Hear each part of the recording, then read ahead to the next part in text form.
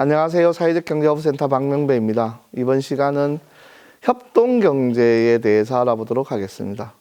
우리는 왜 협동을 해야 되느냐, 이 문제를 과거의 협동은 굉장히 피상적으로 이해했지만 지금 협동은 현실적이 되었습니다. 지금 아주 심각한 코로나19라고 하는 옛날로 따지면 역병이라고 할 수 있는데요. 희한한 여러 바이러스에 의한 일이 벌어졌는데, 지금 이 바이러스와 싸울 수 있는 최고의 무기는 물론 백신이라는 것도 필요하지만 협력을 한다는 게 굉장히 중요합니다. 네트워크를 통해서 협력해서 서로가 함께라고 하는 인식 아래서 이 코로나19를 대응해 나갈 수 있는 이런 시절이, 지금은 협동은 이제 필수가 되고 있다. 단순하게 피상적으로 협력을 하면 좋다 이런 느낌이 아니고, 이제는 협동만이 살 수 있는 길이다. 오늘은 그걸 좀 배워보는 시간을 갖도록 하겠습니다.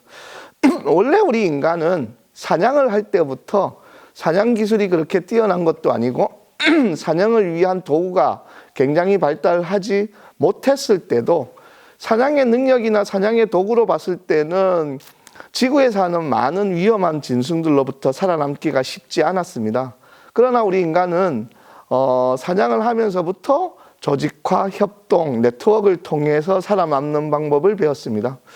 사냥의 시대가 끝나고 꽤 오랫동안 농경사회를 이루었을 때도 우리는 협력을 기반으로 해서 자연을 개간하고 자연을 활용해서 우리가 먹고 살 수 있는 식량들을 만들어가면서 협력을 통한 생계를 유지해 왔습니다. 협력이라는 것이 이렇게 중요한 우리 인류의 중요한 무기였음에도 불구하고 산업사회라고 하는 1차 산업혁명을 통해서 새로운 산업사회를 겪으면서 우리는 협동보다가는 분업이라고 하는 새로운 조직된 형태를 가지게 되었습니다. 분업에서 가장 중요한 것은 기술이나 또는 능력 또는 경험에서 나오는 숙련 정도가 가장 중요한 우리의 수단이 되어버린 거죠. 전 인류로 봤을 때는, 지구에 살고 있는 사람으로 봤을 때는 산업혁명이 시작된 지 250년, 우리 대한민국으로 봤을 때는 산업혁명의 영향을 받았다는 게 일제 식민지부터 지금까지니까 한 100년, 이 시기 동안 우리는 과거에 없었던 협력이라는 것보다는 개인의 능력과 숙련도에 따라서 더 많은 부유 또는 새로운 자본이라는 형태에 따라서 더 많은 부유, 더 많은 생산력을 가질 수 있는 기회가 만들어져 버린 거죠. 이동안 우리는 새마을운동을 통해서 근면자조 협동이라는 것을 외쳤지만 실제로 협동은 우리 삶을 풍요롭게 해주지 않았습니다. 표에 보는 것 같이 실제로 사회적 딜레마가 있는 건데요. 똑같은 사람들이 산업사회에서 협력을 했을 때 협력을 하지 않는 사람보다가 협력을 했는 사람이 훨씬 더 손해가 큽니다. 우리 사슴사냥 이론에서 보면 사슴사냥에서 제일 크게 이야기하는 게, 사슴을 잡으러 산에를 갔는데 가다 보니까 산 정상까지 사슴을 몰아야 정상에서 사슴을 다 잡을 수 있습니다. 사슴을 다 잡아야만 마을 사람들이 한 달 동안 배불리 먹을 수 있는데, 올라가다 보니까 제 앞으로 토끼가 뛰는 거죠. 이 토끼는 한 끼 식사, 우리 가족의 한 끼 식사밖에 안 됩니다. 저는 토끼를 잡았고 제가 빠진 자리로 사슴들이 도망을 다 갔고 마을 사람들은 사슴도 못 잡고 토끼도 못 잡았습니다. 다음 날 우리 집에만 꼴뚜기의 연기가 났죠. 토끼를 잡은 저는 배반을 한 겁니다. 이익을 받고 사슴을 끝까지 쫓은 많은 사람들은 손해를 봤습니다. 이렇게 산업사회 내내 우리가 40년, 50년 동안 살아온 거죠. 지금 사람들은 산에는 사슴이 없다고 생각합니다. 아예. 지금 우리 사회는 토끼만 잡죠. 이미 유럽에서는 250년 이렇게 겪은 사슴 사냥 이론에서 토끼를 안 잡는다는 것이 결국 우리 공동체에 굉장히 중요한 작용을 한다는 것을 몸으로 터득하고 있습니다. 우리는 지금까지 토끼만 잡고 있습니다. 왜냐하면 한 번도 사슴을 잡아보지 못해서 그래요. 사슴 사냥 이론의 핵심은 우리도 노력해서 토끼를 잡지 않고 사슴을 한 번만 잡으면 한 달 동안 마을 사람들이 배불리 먹으면 한 끼 식사로 할 수 있는 토끼를 잡지 않고 우리도 사슴을 잡을 수 있다는 게 중요합니다. 선진국에서는 사슴을 잡아봤어요. 그래서 토끼를 잡지 않습니다. 대표적인 게 뭐냐 하면 우리는 지금 현재 열심히 일해서 돈을 벌면, 그래서 내가 이 세상을 떠나는 순간 나는 누구인데 돈을 주냐? 자식들한테 돈을 줍니다. 선진국에서는 국가에 돈을 줍니다. 그러면 국가가 자식을 키워줍니다. 사슴을 잡는다는 것은 우리 사회의 신뢰 지수가 굉장히 높아야만 가능합니다. 우리는 아직 국민의 교육은 받았지만 시민 교육은 좀 적게 받은 편이어서 국가를 신뢰하거나 우리 공동체를 신뢰하는 마음이 굉장히 피상적이고 낮습니다. 선진국에서는 동네에 치과가 필요하면 주민들이 모여가지고 돈을 내서 치과를 세워버립니다. 심지어는 치과 의사 월급도 주민들이 줘버리는 거죠. 대한민국에서 치과가 필요하면 치과가 들어올 때까지 기다립니다. 이미 산업사회를 오랫동안 겪은 나라에서는 산업사회의 문제를 협력을 통해서만 또는 자치를 통해서만 해결할 수 있다는 것을 알고 있습니다. 해서 높은 차원의 협력과 자치가 진행되고 있습니다. 대한민국에서는 아직까지는 높은 차원의 자치와 협력이 진행되고 있지 않고 있습니다. 그 이유는 협력을 통해서 얻어지는 이익보다가 아직까지 개인의 이익을 탐해서 얻어지는 이익이 훨씬 크기 때문에 그렇습니다. 전체적인 공동체 전체의 이익으로 봤을 때는 협력을 통한 이익이 훨씬 크지만 개별적으로 나누어 봤을 때는 개인의 이익이 클 수도 있습니다. 코로나라고 하는 전에 볼 수 없던 새로운 이 시스템 하에서도 배려하고 협력하는 사람들은 오히려 손해를 봅니다. 남들은 배려하고 협력하지만 나는 협력하지 않았을 때 더 큰 쾌락과 더 큰 운이 따를 수 있게 되는 거죠. 이 사회의 전체적인 행복의 크기를 위해서 우리는 협력하는 방법을 이제 배워야만 합니다. 앞으로 우리는 협력을 통해서 많은 문제를 해결할 수 있게 됩니다. 진화론에는 돌연변이가 새로운 진화를 만드는데요.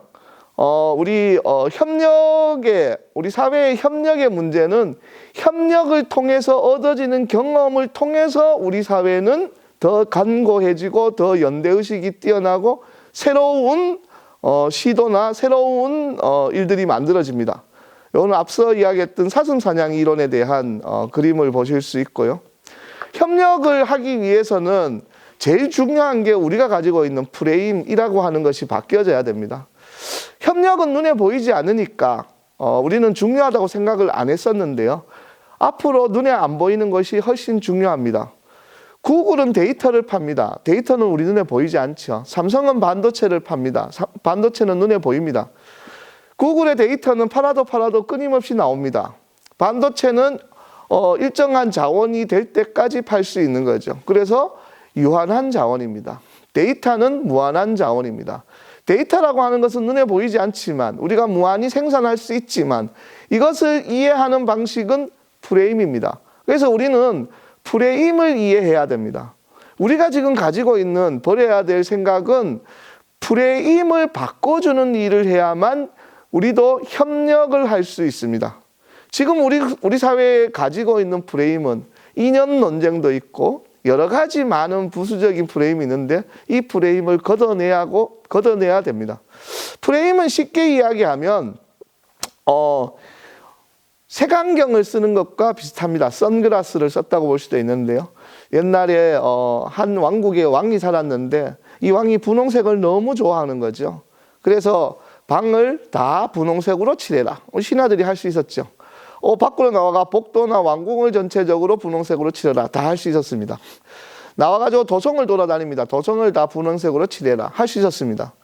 왕이 산에 가서 온 자연을 다 분홍색으로 칠해라. 할 수가 없는 거죠. 그래서 신하들이 머리를 맞대고 고민을 하다가 분홍색 선글라스를 왕한테 씌우게 되는 거죠. 우리 프레임이라고 하는 것은 내가 무엇을 썼느냐에 따라서 완벽하게 달라지는 거다, 이렇게 이해하실 수 있습니다. 같은 상황인데 두 가지 프레임이 있습니다. 이거는 인터넷에도 많이 알려져 있는데요.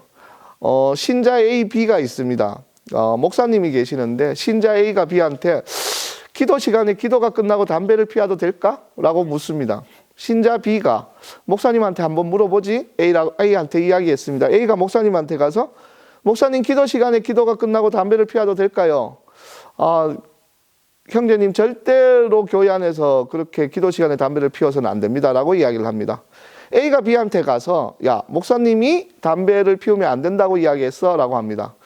B가 목사님을 찾아갑니다. 목사님 담배를 피우고 나서 기도를 해도 될까요? 라고 목사님한테 묻습니다. 목사님 어떻게 답했을까요? 형제님 기도는 언제 어디서나 하셔야 되죠. 담배를 피우다가 기도를 하고 기도를 하다가도 담배를 피우고. A와 B는 같은 상황입니다. 그러나 목사님은 한 분한테는 형제님 안 됩니다. 한 분한테 형제님 언제 어디서나 기도를 하셔야지요 라는 답을 줬습니다. 이때 A와 B는 뭐가 다르냐? 상황은 같지만 프레임이 다릅니다. 프레임이 다르면 새로운 걸 볼 수 있는 거죠. 그래서 우리는 지금 현재 프레임을 바꿔주는 연습을 해야 됩니다. 지금 현재 협동이라고 하는 것은 프레임의 문제입니다. 우리는 협동이라는 걸 통해서 더 큰 이익을 가지고 오기 위해서 노력할 거냐, 작은 이익에 탐할 거냐라는 것은 과거의 프레임에 있기 때문입니다. 이 프레임에서 가장 중요한 문제는 어떤 일을 할 때 과거에 우리 대한민국은 어떻게 할 거냐를 중요시 여겼다면 지금은 그 일을 왜 하느냐, 어떻게 휴대폰을 잘 만들까, 왜 우리 인간한테 휴대폰이 필요한가, 어떻게 4차 산업혁명을 잘 완성할까, 왜 우리한테 4차 산업혁명이 필요할까, 이 카메라는 어떻게 잘 운영할까, 떠나서 이 카메라는 왜 우리한테 중요할까, 어떻게 협동을 잘할 거냐 아니고 왜 우리가 협동해야 되는지에 대해서 이해를 해야 됩니다. 지금 농촌에서 가장 큰 농촌의 현실 중에 하나가 농업을 발전시키기 위해서 농사짓는 기술이나 농사짓는 기계, 농기계, 농약 등을 국가가 지원했습니다. 물론 농사가 엄청 발전했습니다. 그러나 이제 농사를 왜 지어야 되느냐라는 것에 집중해야 됩니다. 농사의 기술이나 농기계를 통해서 농사가 얻은 것은 돈을 버는 수단으로서의 농사였다면 이제 농사를 왜 지어야 되냐, 어떻게 지을까가 아니고 왜 지어야 되느냐라고 하는 문제 앞에서 우리는 농사에 대한 본질을 탐구하게 됩니다. 이게 농사의 새로운 차별화, 새로운 고도화, 새로운 이노베이션이 가능해집니다.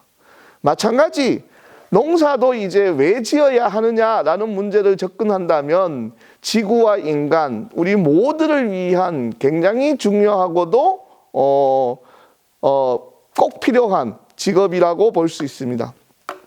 우리 사회는 굉장히 빠르게 급변해 왔습니다.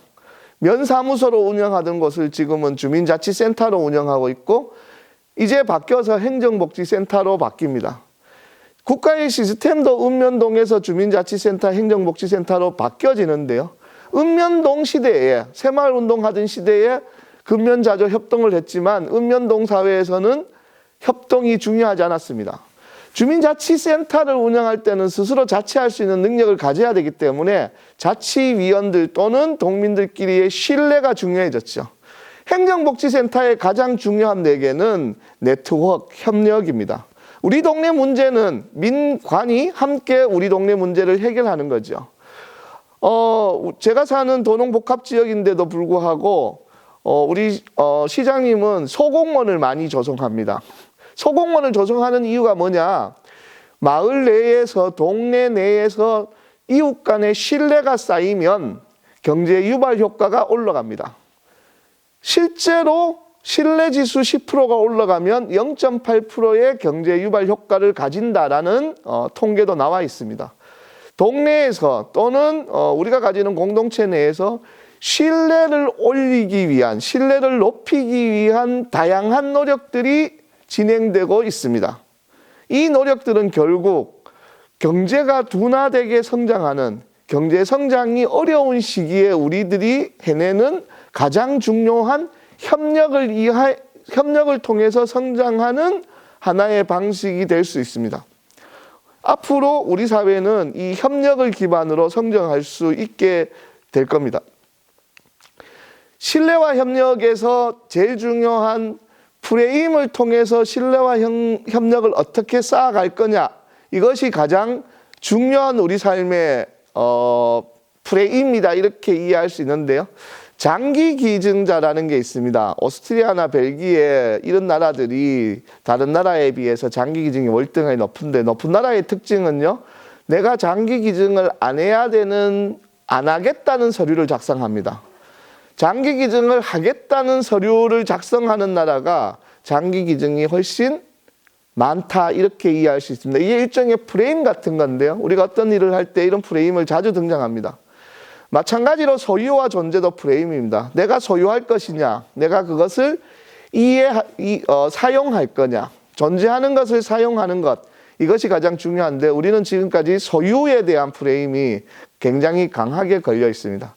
이제 우리는 지혜를 원하고 있습니다. 지금까지 일은 똑똑한 몇 사람들이 해결할 수 있었는데요. 1 더하기 1은 2라는 똑똑한 사람들이 만들어내는 걸 이해할 수 있었는데, 지금 우리가 가지는 남북 통일이나 코로나 문제, 전 세계 환경 문제, 탄소 문제 등등은 지혜로운, 똑똑해서 해결하는 게 아니고요, 지혜로운 사람들이 해결할 수 있.